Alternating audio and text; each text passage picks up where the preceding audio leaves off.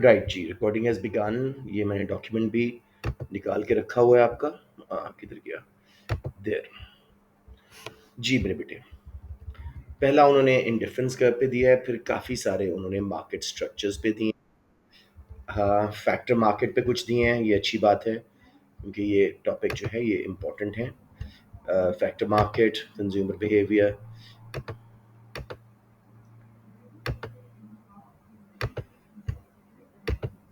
तो राइट बच्चों, we are gonna start with this. अब फैक्टर मार्केट पे 3 हैं, मार्केट फेलियर पे उन्होंने 2 दिए हुए हैं, एफिशिएंसी तीसरा आ गया, ठीक है। या तो उन्होंने काफ़ी अच्छा, ये उन्होंने खुद बनाए हैं बेटे questions. These are not actual CI questions, इसलिए मैं कह रहा था कि उस पर वाकई इतना ज़्यादा लिखा नहीं जा सकता। Discuss the extent to which a government should prefer equitable distribution of income over efficient allocation of resources। ठीक है, इसको डिस्कस कर लेंगे, कोई मसला नहीं है, ऐसी तरतीब में हो जाएगा, ठीक है। और एक्सटर्नैलिटीज वाला भी डेफिनेटली डायग्राम जवाब बन जाएगा। इक्वालिटी एफिशिएंसी, अच्छा ठीक है ठीक है, उधर डाल दिया उन्होंने इनकम इक्वालिटी का, ठीक है। फिर मैक्रो इकोनॉमिक्स आ गई, तो लेट स्टार्ट। पहला क्वेश्चन देखिएगा, consumer behaviour. With the help of an indifference curve diagram, assess the extent to which a rise in price would affect the demand for a normal good differently from the demand of a given good। So quite straightforward, um, easy सा question है जी मेरे बच्चों। करवा दूं एक बार जल्दी से? You'll have to tell me। Okay sure, let's go जी। इसका एक स्केच ही है बस, वो दोबारा हम रिवाइज कर रहे हैं। Nothing knew about the question, we've done this kind of questions before। और इसको जल्दी से डिस्कस करके, डायग्राम में ही मेनली बच्चों को मसला आता है, तो उसको ठीक करते हैं और इंशाल्लाह ताला आगे चलते हैं।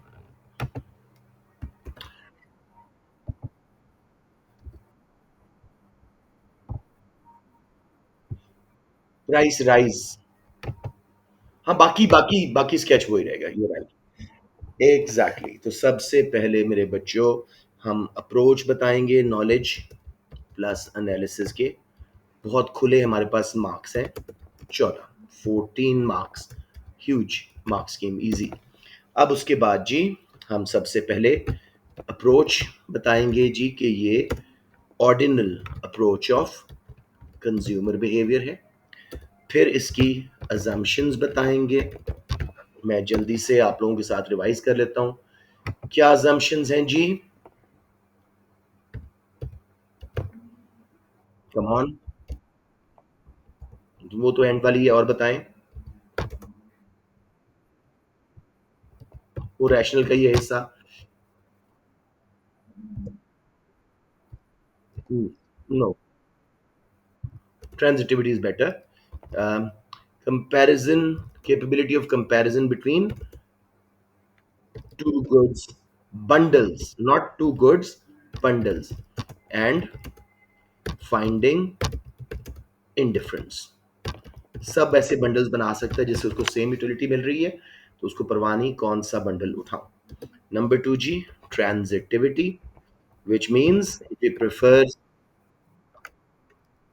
हाँ आते हैं, transitivity, if he prefers good A over good B and prefers good B over good C, he will also prefer good A over good C। हाँ जी, वो रैशनल में ही सारी बात आ जाती है। खैर मैं अभी आप लोगों को करवा देता हूँ।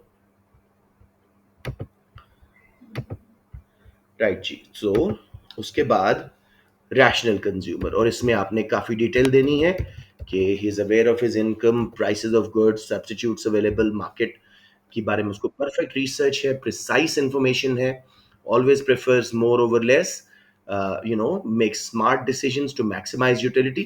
तो ये आपकी स्टार्ट हो गया।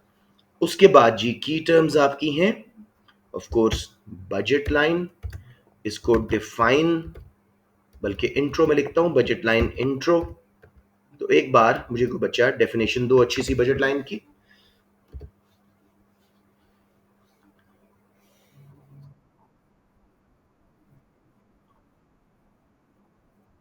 बिल्कुल ठीक है। डेफिनेशन को कंप्लीट करते हैं। A line that shows all possible combinations of two goods, यहाँ तक बिल्कुल पीपीसी वाली है, बजट लाइन की भी और इंडिफरेंस कर्व की भी। Which a consumer can buy in his limited income with given prices of goods.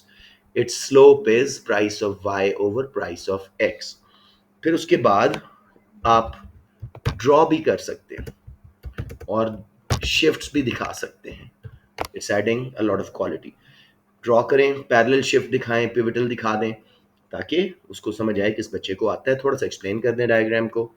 अब ज़्यादा टाइम नहीं लगाना, इंडिफरेंस कर्व पे आ जाएंगे, उसका इंट्रो देंगे। जी, एनीवन, इंडिफरेंस कर्व क्या होता है?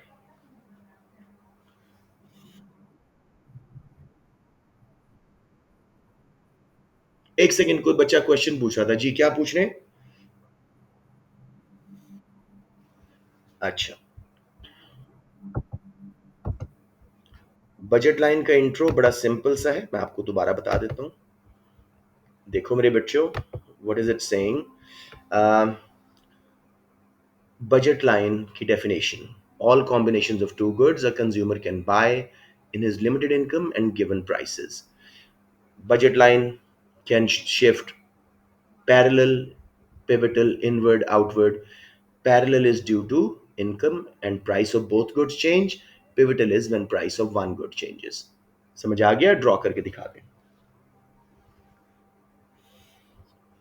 उन्होंने पूछा था, आर यू क्लियर बेटे? ओके। अब इंडिफरेंस कर्व का इंट्रो, डेफिनेशन एक बच्चा दे रहा था, बताइए। मदी जरा इनएक्यूरेट सी डेफिनेशन दोबारा बताओ।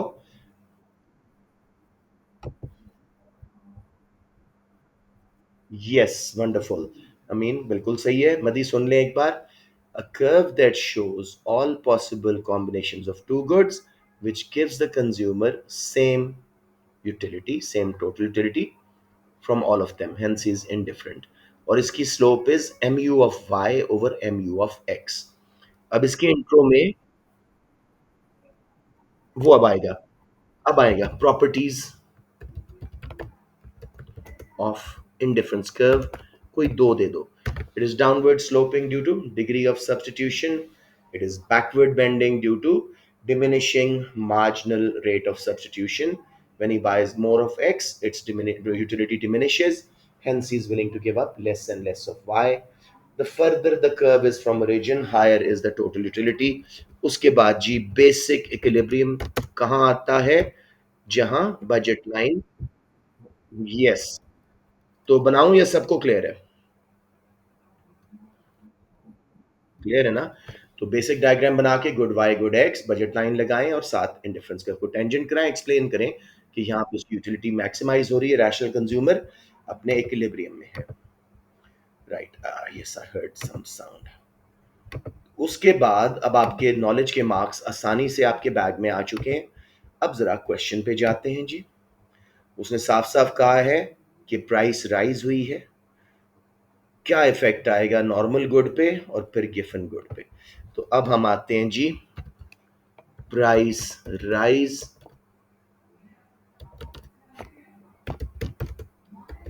क्या कर रहा हूं, प्राइस राइज, हर चीज करेंगे, मैं उसकी हेडिंग दे रहा हूं, and effect on normal goods. तो अब इसके बाद सबसे पहले आपने नॉर्मल गुड्स, अब इंट्रो का वर्ड आपने समझना है, सिर्फ डेफिनेशन नहीं चाहिए, एग्जाम्पल चाहिए, जरा क्वालिटी चाहिए। A normal good has a positive relationship with consumers' income. When incomes rise, their demand rises because consumers switch away from inferior goods towards them. फिर बताएं कि they include both necessities and luxuries. Necessities have a rather inelastic demand, income inelastic demand, and luxuries have a income elastic demand. ये करने के बाद हम आ गए जी, normal intro करने के बाद एग्जाम्पल दे दी, नेसेसिटी की कोई एक आधी दे दो। मेरे बेटा तरतीब में जा रहा हूँ ना, यस यस आई विल, उसके बगैर तो हो ही नहीं सकता। नॉर्मल का इंट्रो दे दिया आपने, उसके बाद इंफीरियर का intro. there is a sense of how we answer the essay. If you start merging too many concepts, गड़बड़ हो जाएगी. Inferior का भी यही बताओगे कि इनकम के साथ नेगेटिव रिलेशनशिप है. When incomes rise, their demand falls as consumers switch towards normal goods. मैं ज्यादा डिटेल यहाँ क्यों दे रहा हूँ? क्योंकि बच्चे सब करेंगे, मीन सब करेंगे मेरा बेटा, उसके बगैर तो क्वेश्चन हो ही नहीं सकता ना. You guys, अगर आप इस तरह करना चाहते हो, I've got no issue. ठीक है. लेकिन माय पर्सनल एक्सपीरियंसेस कि बच्चा जब तरतीब को छोड़ता है ना, कहीं ना कहीं गड़बड़ कर जाता है, कुछ ना कुछ मिस कर जाता है या कुछ ना कुछ गलत कर जाता है. So try and stick to a certain order. आपकी मर्जी है उस तरह करो. इंफीरियर इंट्रो एग्जाम्पल सारा कुछ करने के बाद, सॉरी इंफीरियर नहीं, हमारे गिफिन थी, आई एम सॉरी, गिफिन का थोड़ी सी बात भी कर लेते हैं. A unique type of extremely inferior good which has positive relationship with price. When price rises, demand for given good rises and negative relationship with income. ठीक है. अब यहां पे हम price change causes price effect इसको define करो. Change in consumption due to change in price of the product, ceteris paribus. उसके बाद it includes two effects,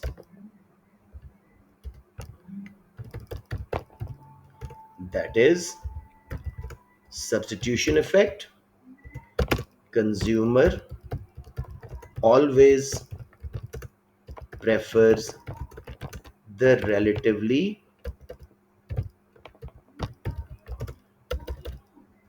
cheaper good. ठीक हो गया. And income effect, which is, यहां बच्चे गलत लिखते हैं, change in consumption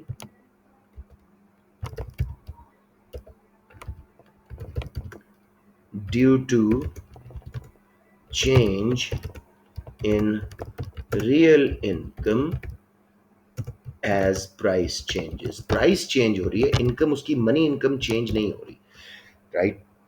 अब मेरे बच्चों यहीं पे थ्योरी दे दो. Normal goods have all effects negative for price rise. Giffen has negative substitution effect but positive income effect, and income effect is bigger than substitution effect, hence price effect becomes positive. जी मेरे बच्चों, कोई confusion यहां पे? आप लोग साथ साथ करना चाह रहे थे, नो वरीज. अब आप लिखें जी रेफर. इन गिफन है मेरा बेटा, इंफीरियर नहीं है. हम्म. तो आपने इसको रेफर करवाना है डायग्राम को. मैं जरा नए पेज पे जा रहा हूं ताकि मेरे पास काफी स्पेस हो. नीचे डिमांड का भी निकालना होता है, तो we need to start not below the middle of the page. So here we go. बेटे बड़े कॉन्फिडेंस से बनाइएगा, हमने ये बहुत दफा आप कर लिए हैं. थोड़ा सा इसको एक्सटेंड कर देते हैं. अब be smart in drawing it. Good Y, good X. क्योंकि हमने प्राइस कम करानी है तो पहली बजट लाइन को मैंने जरा आगे लगा दिया, ए बी. अब इसके साथ बहुत ही फ्लैट बजट लाइन टेंजेंट और इंडिफरेंस कर्व टेंजेंट करवाया. या चले अब हो ही गया. IC 0, equilibrium 0. इतनी हम खरीद रहे थे good x before any change in price.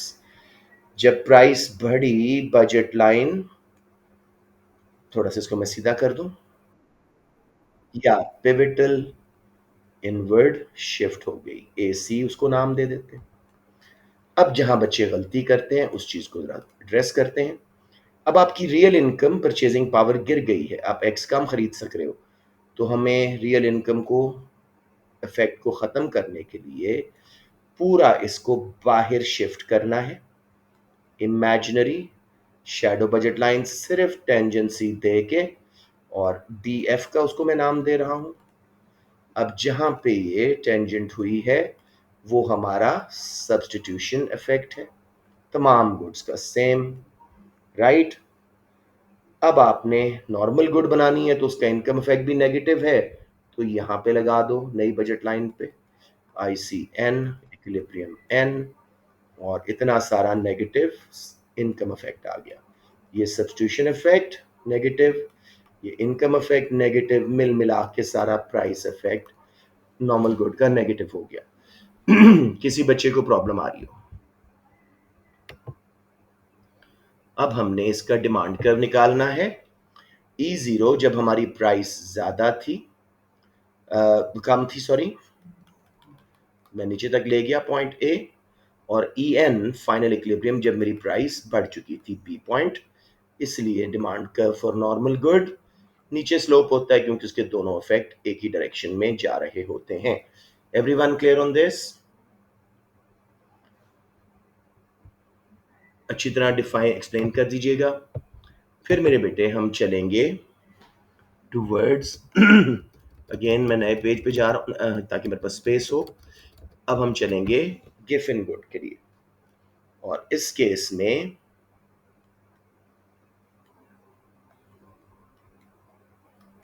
Again क्योंकि हमने पिवटल इनवर्ड शिफ्ट करना है तो पहली बजट लाइन को जरा बाहर जगह लगा दो यूं करके, ए बी। अब जी इंडिफरेंस कर्व को एज यूजुअल बहुत फ्लैट सा बना के टेंजेंट कर दो, इक्विलिब्रियम आ गया। x0 क्वांटिटी हम खरीद रहे थे before any price change, just checking कि अगर कोई ज्वाइन कर रहा है, नहीं। अब मेरे बेटे जब प्राइस बढ़ी गुड एक्स की तो वो इधर को शिफ्ट हुई, ठीक है जी। और हमारी रियल इनकम अब गई है गिर, उसको वापस इमेजिनरी बजट लाइन लगा के हमने ऊपर शिफ्ट करना है। बड़ा सा डॉट लगा दो ताकि आपको कहीं क्रॉस ना हो, सिर्फ टेंजेंसी हो इंडिफरेंस कर्व से। बजट लाइन को तो क्रॉस करेगा ये, डी एफ इक्विलिब्रियम बन गया जी। उसके बाद आपने लिख दिया ये मेरा सब्स्टिट्यूशन इफेक्ट नेगेटिव, तमाम गुड्स का सेम।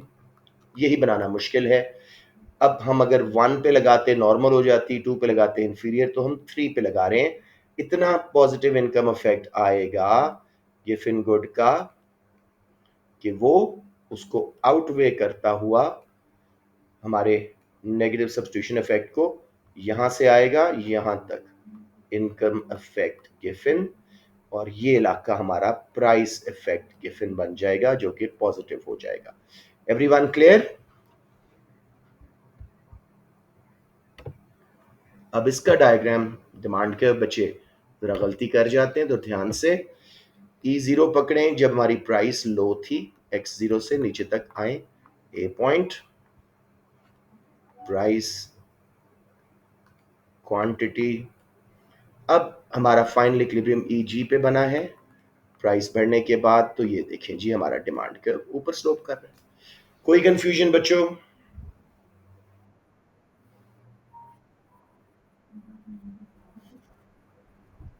बढ़ती है, यस, यही तो, इसलिए तो डिफरेंट है, right ji. So this is it. Any questions please? ये किसने पूछा है? फहद ये बहुत दफा कर चुके हैं मेरा बेटा। रिलेशनशिप देखो ना, इफेक्ट्स देखो एक दफा please, that is concerning little bit. देखो गिफिन गुड्स का आप जरा देखो, normal goods have all negative effects for price rise. Giffen good has negative substitution effect.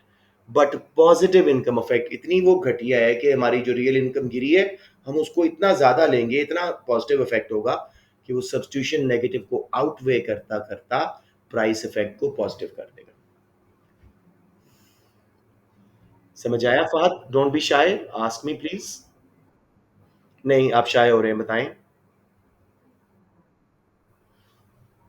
अब इस डायग्राम को फहद आप एक्सप्लेन करें, किफिन वाले को। इनिशियल इक्विलिब्रियम कहाँ था?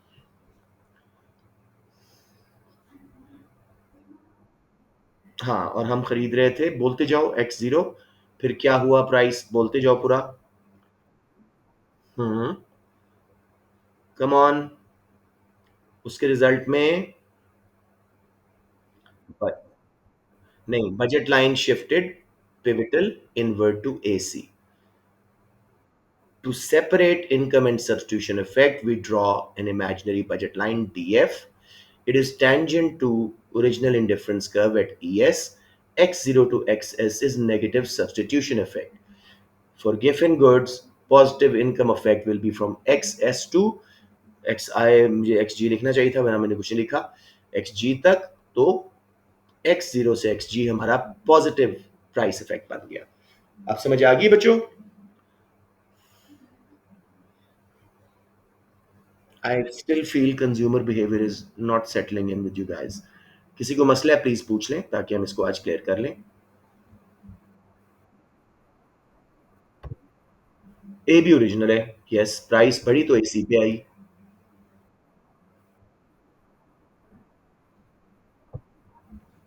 नहीं, इमेजिनरी तो बजट लाइन है, बजट लाइन की टेंजेंसी पे इक्विलिब्रियम नहीं बनता, बजट लाइन इंडिफरेंस कर्व की टेंजेंसी पे इक्विलिब्रियम बनता है।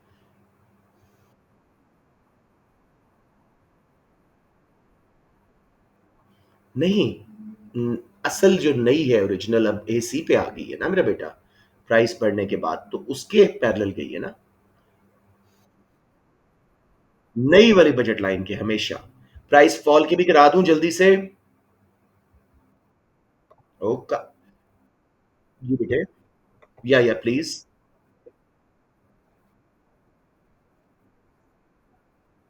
Please do. मैं तो बार बार बच्चों को कहता हूँ, बच्चे हमें जिद करके कि नहीं सर अलग बनाए, बहुत टाइम वेस्ट होता है। बड़ी जल्दी से तीनों के बन जाते हैं, यस। तो जस्ट प्रैक्टिस इट, एक रात लगाओ इस पे, मैं पहले भी रिक्वेस्ट की थी। क्या ऐड करना मुश्किल होता है? इसलिए मैं बता रहा हूं कि इसको ना बहुत फ्लैट बनाएं, पहली बजट लाइन को एंड तक एक्सेस के ले जाएं, ताकि जब आप पिवटल इनवर्ट शिफ्ट करेंगे उसको भी थोड़ा शिफ्ट करें, ताकि गिफन की जैसे मेरे पास जगह बची हुई थी नंबर 3 पे, आपके पास भी बची हो। या दूसरी को भी ज्यादा शिफ्ट ना करवाइएगा, ठीक है? Okay, that's this the. अब जरा क्वेश्चन पे वापस जाते हैं और इसकी इवैल्यूएशन करते हैं। हम एनालिसिस एंड नॉलेज कर चुके हैं। अब देखो, वो कहता है assess the extent to which a rise in price would affect the demand for a normal good differently from demand for a given good। पहले तो बेसिक बात, नॉर्मल गुड की डिमांड क्या हो रही है, क्वांटिटी डिमांडेड, प्राइस बढ़ने से। कम ऑन बच्चों, अभी डायग्राम किए हैं, फॉल हो रही है, शाबाश। और गिफिन गुड की डिमांड इंक्रीज हो रही है। तो डिफरेंस क्यों है? इनकम इफेक्ट का। नॉर्मल का इनकम इफेक्ट भी नेगेटिव है, गिफिन का इनकम इफेक्ट पॉजिटिव और इतना बड़ा है कि वो आउटवे कर रहा है। लेकिन यहां पे इवैल्यूएशन में हम क्रिटिसाइज करेंगे थोड़ा सा थ्योरी को, राइट? क्या क्रिटिसिज्म करेंगे? It is difficult. क्या क्या कह रहे हैं? हाँ, वो तो हम इकट्ठा करेंगे, कंज्यूमर बिहेवियर का जो है उसकी लिमिटेशन। जी जी जी।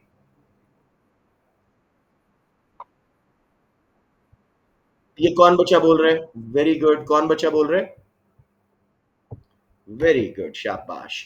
तो इसकी इवैल्यूएशन में आपने लिमिटेशंस क्या बतानी है? 6 मार्क्स हैं, 4 लेने हैं। Number 1, two goods only. ये तो मेरे बच्चों ग्राफ के बगैर भी आप लोग 12-14 मार्क्स स्कोर कर सकते हो। टू गुड्स ओनली, रियलिटी में there are multiple goods. Rational consumer, इस पे बहुत बात करो। हम अज्यूम कर रहे हैं जी एक रैशनल कंज्यूमर जिसके माइंड में सारे कॉम्बिनेशंस हैं दो गुड्स के जिन पे वो इंडिफरेंट है, रियलिटी में वो हम नहीं बना सकते ऐसे कॉम्बिनेशंस। और हमारी रिसर्च इम्परफेक्ट होती है, हम एडवर्टाइजमेंट से अफेक्ट हो जाते हैं, सिट्रस पैरिबस के फैक्टर्स, इनकम, फैशन टेस्ट, दोस्तों की एडवाइस, इम्पल्स बाइंग, बहुत कुछ हमारी रैशनैलिटी को अफेक्ट करता है। तो थ्योरी रैशनल बिहेवियर बता रही है, हमारे लिए मुश्किल हो जाता है। कौन सी गुड नॉर्मल है डिफरेंट इनकम ग्रुप्स पे डिपेंड करेगा।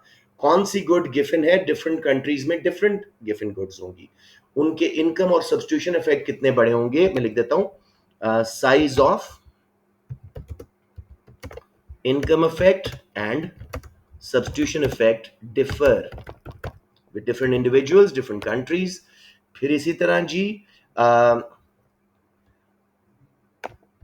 income of consumer determines which good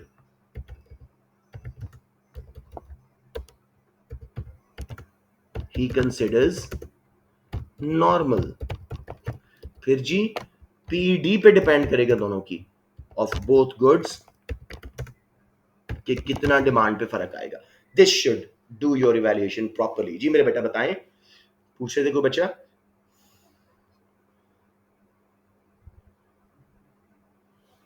अब इसका 2 मार्क्स का कंक्लूजन क्या लिखें जी, कि ये मॉडल एक बेसिक रैशनल कंज्यूमर को एक्सप्लेन करता है, उसके मुताबिक बहुत इफेक्टिव है, लेकिन रियल वर्ल्ड के डायनामिक्स इसकी इफेक्टिविटी को थोड़ा कम करते हैं। It does apply to real world, can be adjusted, but does not fully explain consumer behaviour of non rational consumers. समझ आ गया मेरा बेटा? प्लीज आस्क, मुझे अभी भी कंज्यूमर बिहेवियर में अच्छी वाइब्स नहीं आ रही। You can not go in without consumer behaviour, I am telling you. Market structures को अभी फिलहाल मैं स्किप कर रहा हूं, करेंगे इस पे, इन्होंने बहुत ज्यादा उस पर एम्फोसिस डाल दिया है। फैक्टर मार्केट पे आते हैं जी, ये इंपॉर्टेंट है। With the help of a diagram assess whether imperfect labor markets will always lead to lower wages and higher unemployment। करवा दूं बच्चों ये क्वेश्चन? क्या लग रहा है, कर सकते हो या मैं करवा दूं? ओके, चलें सेकंड करते हैं।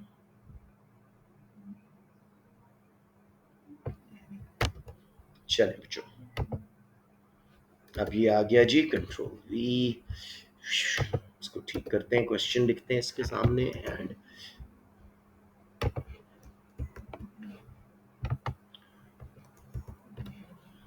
जी ये आपका क्वेश्चन आ गया, इसको मैं बोल्ड कर देता हूं।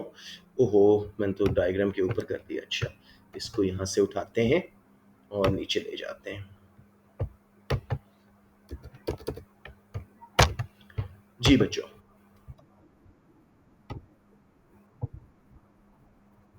लेकिन क्वेश्चन पढ़ो जरा एक बार। वो कह रहा है सिर्फ परफेक्ट लेबर मार्केट, समझ आ रही है?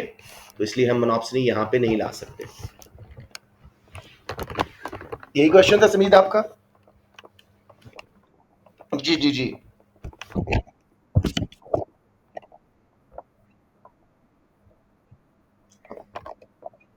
No, because question is clearly about perfectly competitive labor markets. Stick to the confines of the question, otherwise क्यों मार्क देगा वो? सबसे पहले बेटे नॉलेज एनालिसिस, ये चीज, ये हर क्वेश्चन में आपने परफेक्ट लेबर मार्केट लिखा हुआ हो या ना हो, आपने स्टार्ट इसी से करना है। ये आपके 4 मार्क्स गारंटी है। फीचर्स, हाँ जी, बिल्कुल बताएंगे, बिल्कुल बताएंगे। जी को बच्चा पूछ रहा था जी।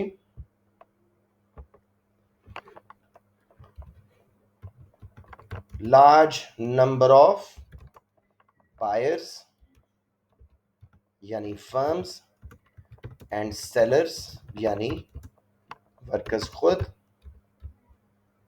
हु आर ऑल, कंप्लीट करें मेरी बात को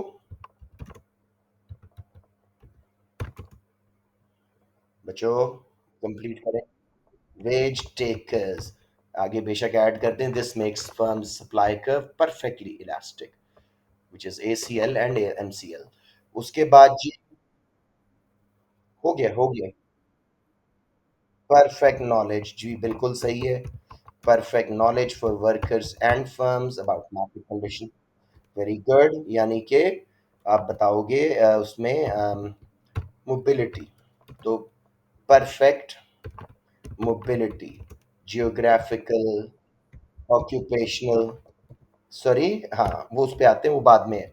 उसके बाद जी होमोजेनियस या होमोजेनस लेबर। Yes, perfect. और प्रॉफिट मैक्सिमाइजर्स हैं, कहाँ पे हायर करेंगे?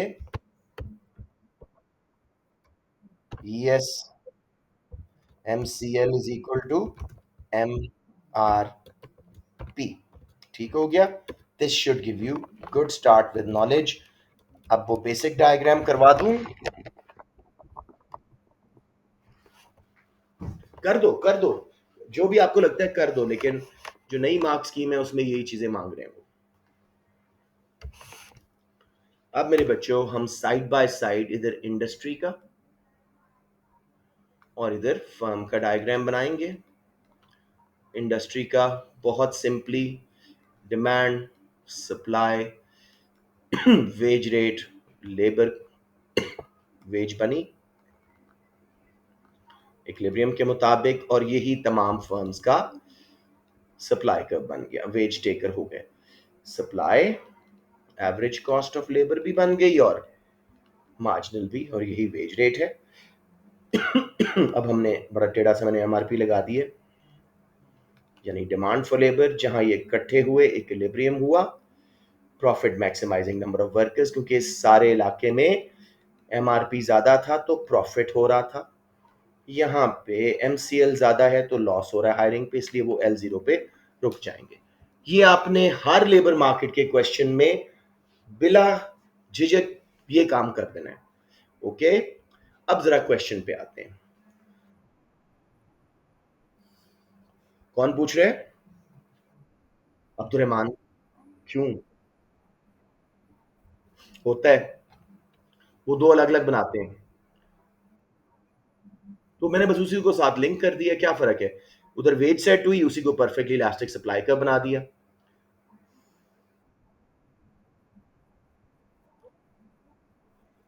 ओके, देखो, इंडस्ट्री में जो वेज सेट हुई, लेट्स से $10, यही तमाम फर्म्स अब इसी पे हायर करेंगे। सप्लाई कर्व परफेक्टली इलास्टिक हो गया, average cost of labour MCL same हो गई। जैसे डिमांड कर्व ARMR बन जाता है परफेक्ट कंपटीशन प्रोडक्ट मार्केट्स में। उसके बाद मेरा बेटा आपने MRP लगाया, जहां MRP MCL इकट्ठे हुए, प्रॉफिट मैक्सिमाइज। इस L0 से पहले पहले प्रॉफिट था, बाद में लॉस, क्योंकि MCL ज्यादा है और MRP नीचे आ गया। What's the confusion? बता दें? Okay, let's move on. Anyone else? Don't be शाय। किसका? हाँ हाँ, स्ट्रेट बना सकते हो, मतलब उसमें कर्व देना जरूरी नहीं है। Totally okay. अब ये हो गया बेसिक, अब वापस क्वेश्चन पे आओ। वो कहता है कि introduction of a trade union into a perfectly competitive labor market will always lead to higher wage levels and a higher level of unemployment. With the help of a diagram, evaluate the statement. हम कोई 3 diagram कम से कम और बनाएंगे। सबसे पहले, which I don't need to do, आप सबको पता है, ट्रेड यूनियंस का आपने डिटेल इंट्रो देना है विद देयर रोल्स या फंक्शंस। सबको आता है? सबको आता है तो खामोश करिए। सॉरी मेरा बेटा।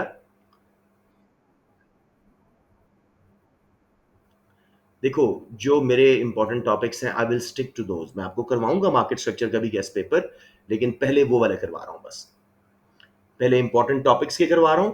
गेस्ट पेपर, ये देखो ना, ये गेस्ट पेपर आपको दिखाया, उसी में से निकाल निकाल के मैं आपको क्वेश्चन करवा रहा हूं। समझ रहे हैं मेरी बात? Okay, let's move on. Trade union intro with their roles, definition देंगे तीन चार रोल्स के, higher wages, better working condition के लिए फाइट करते हैं, डिसमिसल हो अनफेयर तो उसमें वर्कर्स को लॉयर वगैरह प्रोवाइड करते हैं, इसी तरह अगर रिडंडेंसीज हो तो डिस्कस करते हैं, ट्रेनिंग वगैरह अरेंज करवाते हैं अपने मेंबर्स की एंड ऑल दैट।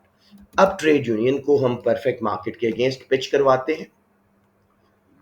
बहुत सिंपल डायग्राम है और मैं इसको और सिंपल आज करूंगा, एसीएल एमसीएल नहीं बनाऊंगा।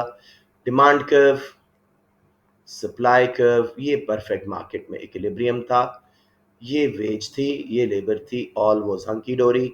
ट्रेड यूनियन को लगा बहुत कम है, उन्होंने मिनिमम वेज निगोशिएट की मार्केट की फर्म्स के साथ, इस वेज पे हम डिमांड कर्व तक आए, सिर्फ L1 वर्कर हायर हो रहे हैं, तो ये जॉब लॉसेस हो गए।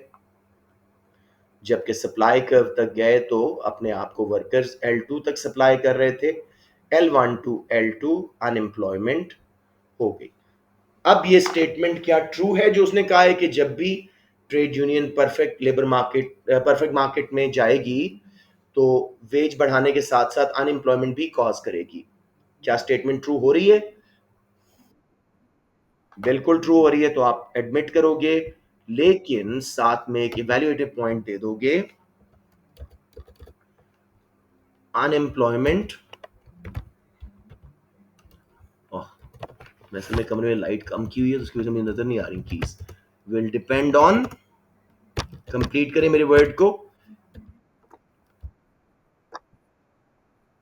On PD and PS of labour. Jawad wait मेरा बेटा, चलते हैं उस पे। We can not answer in one go, we have to go in stages, otherwise ऐसे बहुत लो क्वालिटी हो जाएगा। Are you following?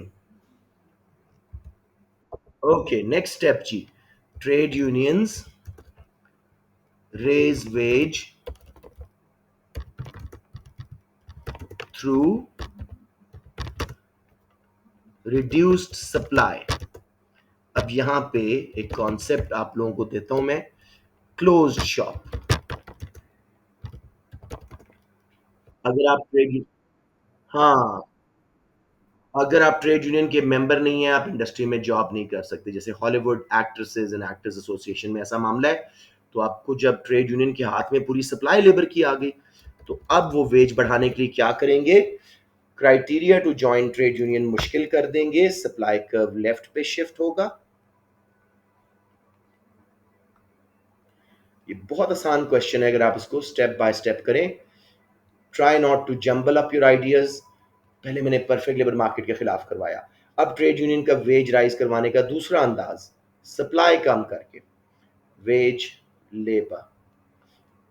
उसके बाद जब ये सप्लाई कम करेंगे, मेंबरशिप ऑफ ट्रेड यूनियन मुश्किल करेंगे, और कोई जॉब नहीं करता जब तक ट्रेड यूनियन का मेंबर ना हो, तो इक्विलिब्रियम देखो, E1 पे आया, वेजेस बढ़ी और वर्कर्स कम हायर हुए।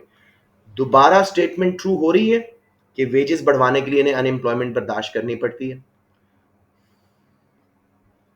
मुझे बताएं, is the statement true again कि to raise wages they have to accept lower employment?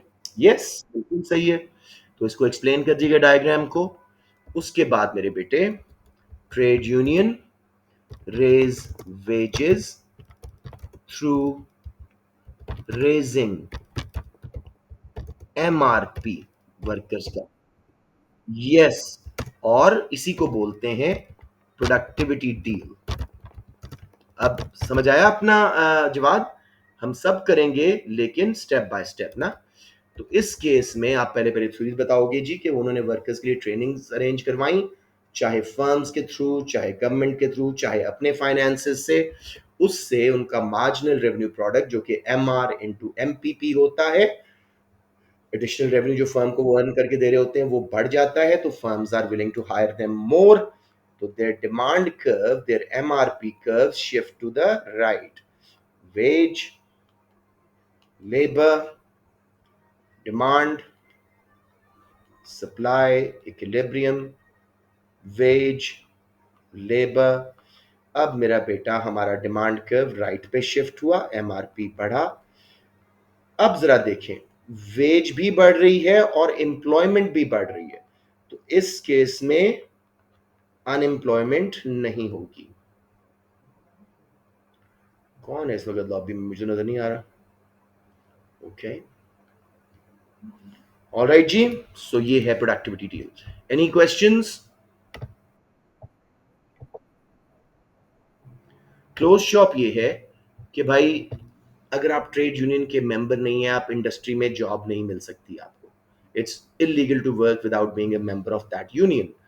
ये बहुत कम जगहों पे एग्जिस्ट करती है, मेनली हॉलीवुड में एक्टर्स एक्ट्रेसेस इलीगल होगी, दुनिया भर में ही है, ठीक है, because of its extreme power that it gives to trade unions. फिर ये क्या करते हैं, क्वालिफिकेशन क्राइटेरिया बढ़ा देते हैं मेंबर बनने का। आपको कहेंगे जी आपने 7 साल एक्टिंग की हो तो फिर आप हमारे मेंबर बन सकते हैं, तो फिर बहुत थोड़ी सप्लाई रह जाएगी और वेजेस बढ़ जाएगी। Got it Jawad? अब डिमांड बढ़ाई इन्होंने। अब मेरे बच्चों, हमने पूरा एनालिसिस कर लिया है 14 मार्क का।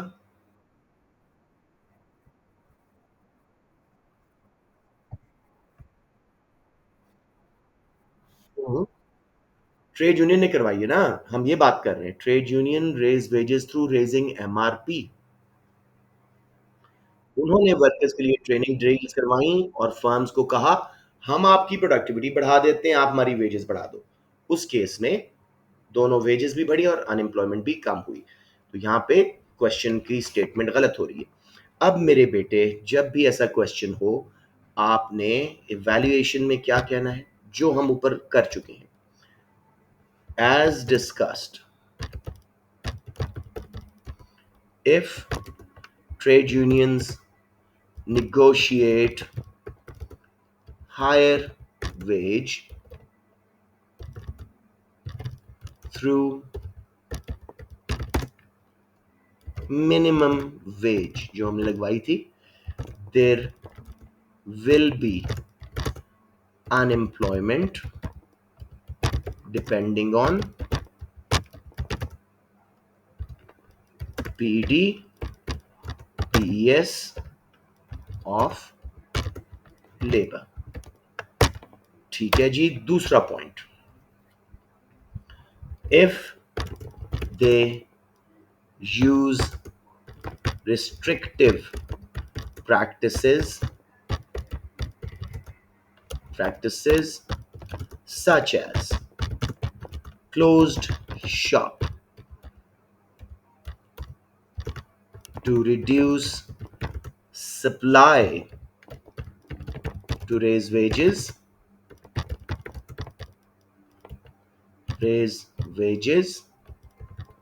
again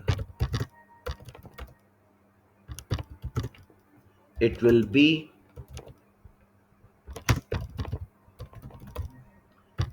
be at the expense of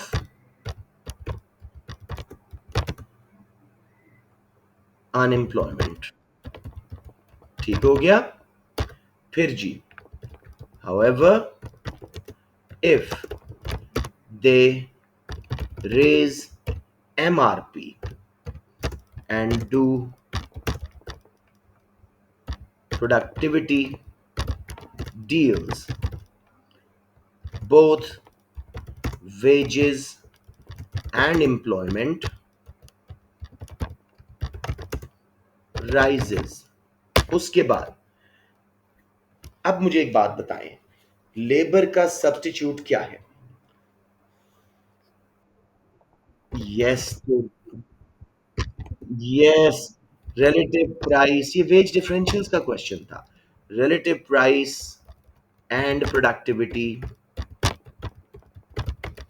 of capital machinery. अगर कैपिटल सस्ता था, प्रोडक्टिव था, जब भी ट्रेड यूनियन वेज बढ़वाएगी फर्म्स कैपिटल इंटेंसिव पे स्विच कर जाएंगे। लेकिन अगर कैपिटल महंगा है, अनप्रोडक्टिव है या अवेलेबल नहीं है, तो रेट्स करवा सकते हैं वेजेस विदाउट कॉजिंग अनएम्प्लॉयमेंट। इसके अलावा जी, डिमांड फॉर फाइनल गुड अगर राइज हो रही है तब भी वेज बढ़ा सकते हैं विदाउट अनएम्प्लॉयमेंट। अगर डिमांड फॉर गुड इनइलास्टिक है तब भी वेज बढ़वा सकते हैं, ठीक है, विदाउट कॉजिंग अनएम्प्लॉयमेंट। ये और wages are a small part of cost, ये मैंने सारे फैक्टर्स लिखे हैं नोट्स में। Part of cost, labour intensive नहीं थी, कैपिटल इंटेंसिव फर्म थी, चंद वर्कर्स थे, उन्होंने वेज मांगी, फर्म्स ने खुशी से दे दी। Wages are small part of cost, इन सब केसेस में वो वेज बढ़ा सकते हैं। तो अब हम कंक्लूड क्या करेंगे कि भाई हर वक्त ज्यादा वेज से अनएम्प्लॉयमेंट नहीं होती। जब वो प्रोडक्टिविटी बढ़ा लें, फाइनल गुड की डिमांड इन इलास्टिक हो, कैपिटल अच्छा सब्सटीट्यूट ना हो लेबर का, तो they can get higher wages and even get higher employment. जी मेरे बच्चों, कोई कंफ्यूजन यहाँ पे?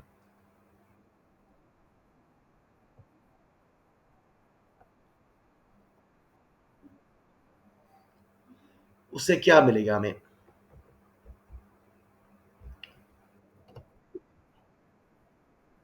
I get your point, but there is no merit in that ना, because हमने एनालाइज ही परफेक्ट लेबर मार्केट को करना है। ये तो जब वो इम्परफेक्शंस का कंपैरिजन कहे तो फिर हम कह सकते हैं बात। ठीक है ना? चलें अब जरा देखते हैं जल्दी से। मैं आपको I will every day go for consumer behaviour अगर मेरा कॉन्फिडेंस फुल है, otherwise I go for labour market. और अगर इकोनॉमिक एफिशिएंसी गया तो I will not even look at any other question, मैं वो करूंगा।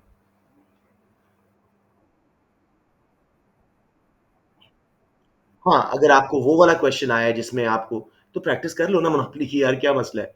ठीक है, मैं करवाऊँगा अगले क्वेश्चंस में। मैं करवाऊँगा, इसमें यही कर रहे हैं। देखो अगला उन्होंने इकोनॉमिक एफिशिएंसी पे दिए हुए हैं 2 क्वेश्चंस, हम करवाएँगे ये, ठीक है ना? कौन-सा करवाऊँ?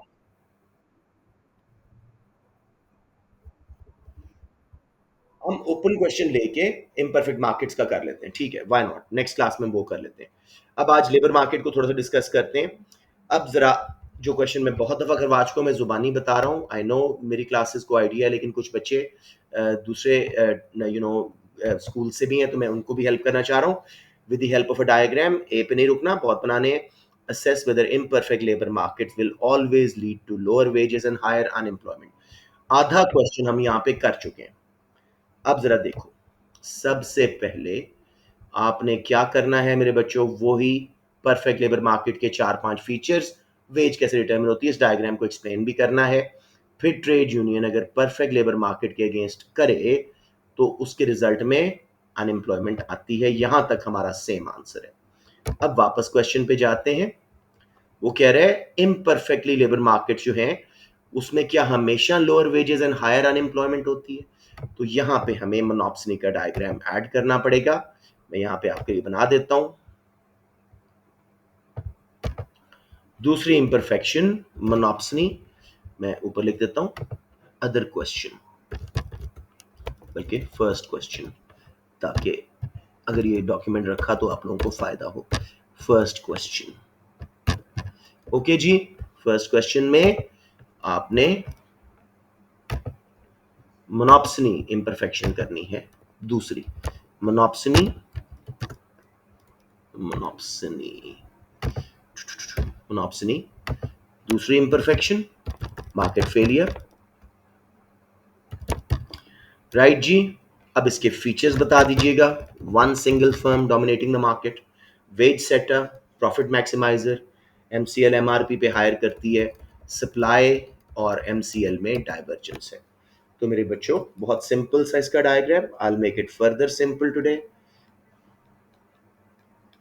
वेज, लेबर, सबसे पहले सप्लाई कर्व लगाएं, उसको एसीएल लिखें, और फिर एमसीएल लगाएं, फिर उसके बाद चाहे स्ट्रेट लाइन लगा दें, एमआरपी जो कि डिमांड कर्व फॉर लेबर होता है। अब जी मोनोप्सनी प्रॉफिट मैक्सिमाइजर है, इक्विलिब्रियम लेगी जहां एमसीएल एमआरपी के बराबर, वेज देनी चाहिए थी यहाँ पे डब्ल्यू स्टार, देगी बस जहां पे लेबर की सप्लाई पूरी हो जाए। यहाँ पे आए सप्लाई कर्व पे, बस इतनी वेज दे रहे हैं, राइट। अगर ये परफेक्ट मार्केट होती, सप्लाई एंड डिमांड का इक्विलिब्रियम बनता, कंपेटिटिव मार्केट में वर्कर भी ज़्यादा हायर होते और वेज भी ज़्यादा होती। दोनों काउंट्स पे मोनोपोली ने एक्सप्लॉइट किया, वेजेस भी नीचे दी परफेक्ट मार्केट के मुकाबले में और वर्कर्स भी कम हायर किए, X and Y dead weight loss करवाया। समझ आ गई बच्चों?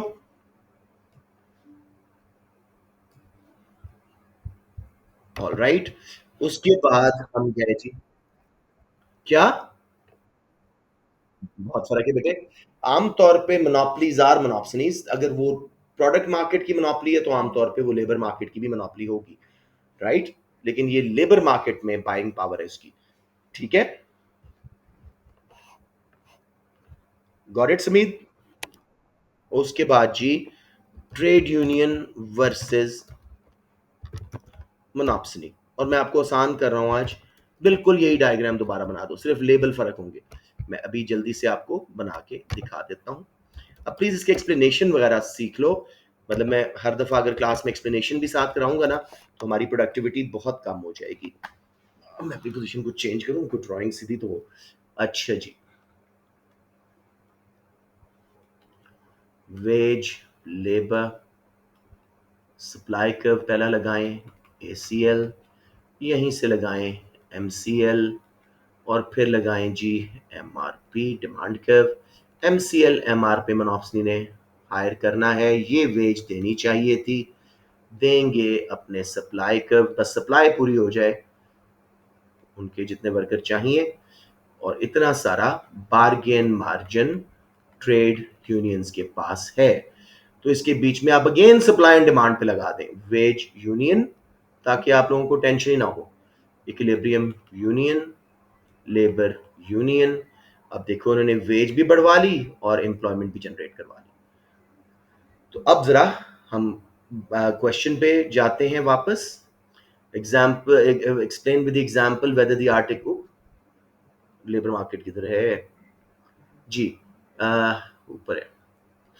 With the help of diagram, assess whether imperfect labor markets will always lead to lower wages and higher unemployment. तो हमने पहले ट्रेड यूनियंस किया, इम्परफेक्शन, फिर मोनोपली की, मोनोप्सनी की, फिर ट्रेड यूनियन वर्सेस मोनोप्सनी की। ठीक है जी। उसके बाद हम इसके अंदर, क्या इसका नाम है, ट्रेड यूनियंस की फर्दर इंटरवेंशन करते हैं, जो ऊपर हम डायग्राम्स कर चुके हैं।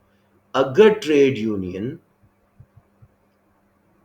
वेज बढ़वाती है सप्लाई कम करके, उसमें अनएम्प्लॉयमेंट होगी। अगर ट्रेड यूनियन वेज बढ़वाती है डिमांड बढ़ा के, तो अनएम्प्लॉयमेंट भी नहीं होगी, वेज भी बढ़ेगी। ये दोनों उसमें इंक्लकेट करके एंड पे इवैल्यूएट करते हैं। That's it. बच्चों कोई कंफ्यूजन? क्या लिखना चाह रहे हो?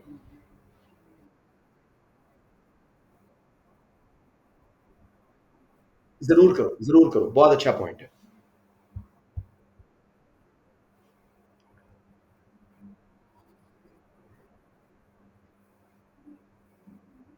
फिर अनएम्प्लॉयमेंट होगी डेफिनेटली। हाँ, तब तक एम्प्लॉयमेंट भी बढ़ेगी और वेज भी बढ़ेगी। यस।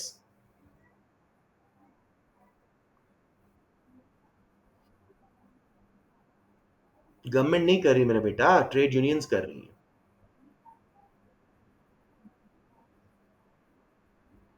हाँ हाँ हाँ। ये गवर्नमेंट फेलियर हो जाता है, गवर्नमेंट को कभी कभी सही मिनिमम वेज भी नहीं लगा पाते। देखो ट्रेड यूनियंस को मार्केट कंडीशंस का हम अंदाजा है कि भाई कितनी वेज ये दे सकते थे और कितनी दे रहे हैं। Yes, it's a guesstimate, it won't be 100% accurate, लेकिन पता लग जाएगा उनको, क्योंकि सिमिलर मार्केट्स में वही वेजेस चल रही होंगी जहां मोनोपोली पावर नहीं होगी।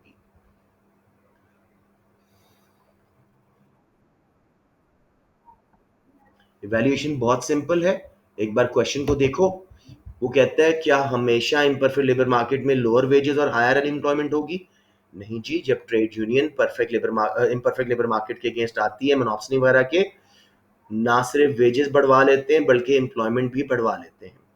फिर जब वो सप्लाई कम करवाते हैं तो उससे वेजेस बढ़ती हैं लेकिन अनएम्प्लॉयमेंट से बढ़ती है, और जब वो डिमांड बढ़ाते हैं उससे वेजेस भी बढ़ती हैं और अनएम्प्लॉयमेंट भी कम होती है। कितनी होगी will depend on how close labor and capital are as substitutes and what are the prices of labor, capital दोनों की prices relative क्या हैं, plus the bargaining power of trade union. So the statement in question is incorrect. Trade unions through their collective bargaining can achieve higher wages without causing higher unemployment. समझ आ गया मेरा बेटा?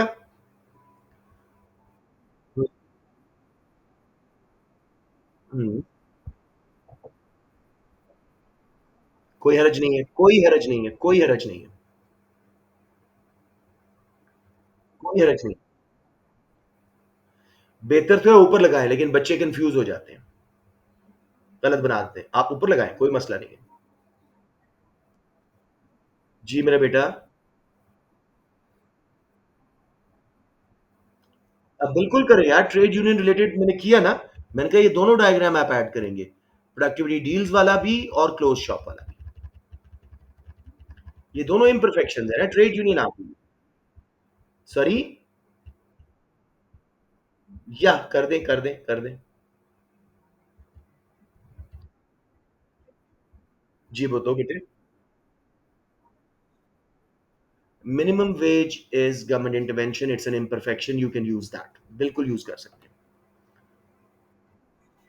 Welcome मेरा बेटा, anything else?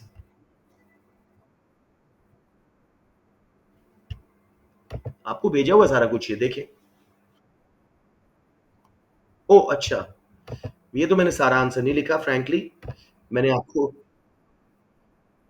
मैंने सिर्फ ये कहा समीद कि सबसे पहले ये सेम है हर आंसर में, ठीक है, कि परफेक्ट लेबर मार्केट में क्या फीचर्स हैं, वेजेस कैसे डिटरमिन होती हैं, राइट। उसके बाद मैं नीचे गया और मैंने कहा कि आप करें मोनोप्सनी पहली इंपरफेक्शन, उसका डायग्राम बनाएं, परफेक्ट मार्केट से कंपेयर करें। फिर ट्रेड यूनियन वर्सेस मोनोप्सनी दूसरी इंपरफेक्शन, वेज भी बढ़ी, एम्प्लॉयमेंट भी बढ़ी। फिर उसके बाद हम गए, मिनिमम वेज करें आप, क्लोज शॉप करें, प्रोडक्टिविटी डील करें, मैंने आगे पीछे किया और असल में इसलिए तरतीब नहीं है, और फिर इवेल्युएट करें। समीत बात समझ आ गई? जी। मैं आपको बता रहा हूं, इनका एक मॉडल आंसर कर लेना जो मेरे नोट्स में है, एक। आई स्वेयर आपको लेबर मार्केट तंग नहीं करेगी। क्यों नहीं करते हो? बार बार कहता हूं, मदर ऑफ क्वेश्चन पहले करो हर चैप्टर का। Single buyer, single dominant buyer, और हम एग्ज्यूम कर रहे हैं कि ट्रेड यूनियन भी मोनोप्सनी है, लेबर की सप्लाई सारी उसके पास है, दोनों साइड पे जॉइंट्स हैं, बायलैटरल मोनोपोली। जी। इसमें कुछ भी ऐसा नहीं होता, ये रियलिटी है, ठीक है। वैसे छोटे प्रोफेशंस में, लेस स्किल्ड प्रोफेशन में होमोजेनिटी एग्जिस्ट करती है, तकरीबन सारे क्लीनर एक जैसे होते हैं। जी मेरा बेटा, सॉरी।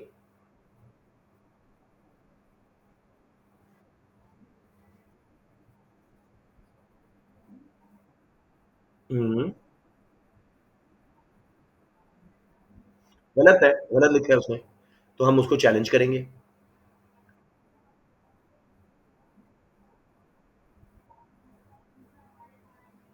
आपकी आवाज बंद हो गई है।